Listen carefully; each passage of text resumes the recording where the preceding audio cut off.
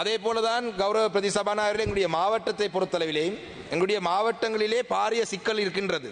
இந்த solar panel சம்பந்தமாக solar panel நீங்கள் சோலார் பேனலுக்காக காணி ஒதுக்கும் பொழுது மிக கவனமாக அந்தந்த கிராமங்கள் இருக்கிற நிலத்தினுடைய எண்ணிக்கையை பார்த்து நீங்கள் வழங்க வேண்டும். கிரிட்டுக்கு அருகாமையிலே இருக்கிற காரணத்தினால சோலார் பேனலுக்குரிய அந்த நிலங்களை வழங்கினார். சோலார் பேனல் முக்கியம், சோலாரினுடைய உற்பத்தி முக்கியம். ஆனால் அவர்கள் சோலார் பேனலுக்கு அந்த நிலங்களை எடுக்கும் பொழுது அவர்கள் கட்டுவது சாதாரண கம்பெனியில் கட்டும் பொழுது அந்த பொழுது கட்டுற அந்த லீசிங் தொகை மட்டும்தான்.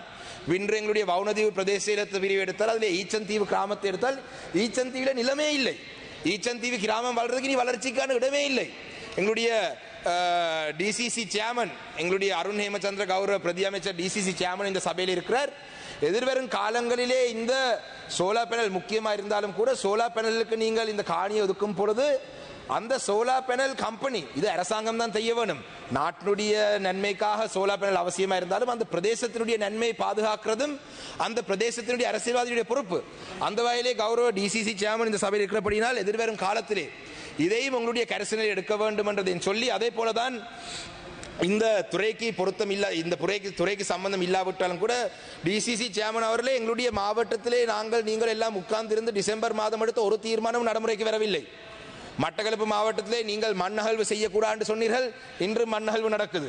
எங்களுடைய ஹிஸ்புல்லா அமைச்சர் இருக்கிறார். எடுத்த தீர்மானம் எதுவும் நடைமுறையில் இல்லையா அமைச்சர்? மீன்பிடி பிரச்சனை சம்பந்தமாக தீர்மானம் எடுக்கப்பட்டது, எந்த நடைமுறையும் இல்லை. அந்த வகையிலே தயவு செய்து நீங்கள், என தெரியும் உங்களுக்கு கடும் பொறுப்புகள் இருக்கு. திருவண்ணாமலை மாவட்டத்தையும் பார்க்க வேணும், மட்டக்களப்பு மாவட்டத்தையும் பார்க்க வேணும். வெளிவிவகார அமைச்சருடைய பிரதி அமைச்சர் என்றபடினால அடிக்கடி அவருடைய வேலை வெளிநாடு போறது என்றார். வெளிவிவகார அமைச்சர் அவர் வெளியிலே போனால் நீங்கள் ஆக்டிங் மினிஸ்டராக இருக்க வேண்டும். அந்த வகையிலே எங்களுடைய மாவட்டத்துடைய பிரச்சனைகள் வீதிக்கு வரும் அளவுக்கு நீங்கள் விடக்கூடாது. இன்று கூட காலையிலே பார்த்தா 6:50 ஒரு பாரிய போராட்டம் நடக்குது. வாழ்வெட்டு குழுக்களுடைய அட்டகாசம் அதிகரித்திருக்கு. நேற்று 2 நாட்களுக்கு முன்பு ஜனாதிபதி பாதுகாப்பு வரவு செலவு திட்டத்தினுடைய பாதுகாப்பு அமைச்சினுடைய விவாதத்திலே குழுநிலை விவாதத்திலே பதிலளிக்கிறதுக்கு வருகை தந்த பொழுது ஜனாதிபதியே சொன்னார், இந்த பாதாள உலகத்தினுடைய செயல்பாடுகள் மட்டக்களப்பிலேயும் யாழ்ப்பாணத்திலேயும் நடக்கலாம் என்று அவரே சொன்னார். அவ்வாறான ஒரு சூழலிலே இன்று 6:50 மக்கள் வீதியில் இறங்கி போராட்டம் நடத்துகிறார்கள் வாழ்வெட்டு குழுக்களுடைய செயல்பாடால. அந்த வகையிலே என்பிபி அரசாங்கத்தால் கிழக்கு மாகாணத்திலே நிர்வாகம் செய்ய முடியாவிட்டால் எங்களுடைய மூத்த அரசியல்வாதிகள் எல்லாம் இருக்கிறார்கள். ஹிஸ்புல்லா அமைச்சர் இருக்கிறார். நான் மூத்த அரசியல்வாதியா இல்லாவிட்டாலும் கூட நானும் 15 வருடங்கள் அரசியல் ஈடுபடுறேன். உங்களால் கிழக்கு மாகாணத்துடைய எதிர்காலத்தை பார்க்க முடியாவிட்டால் எங்கள்கிட்டயாவது தாங்கள்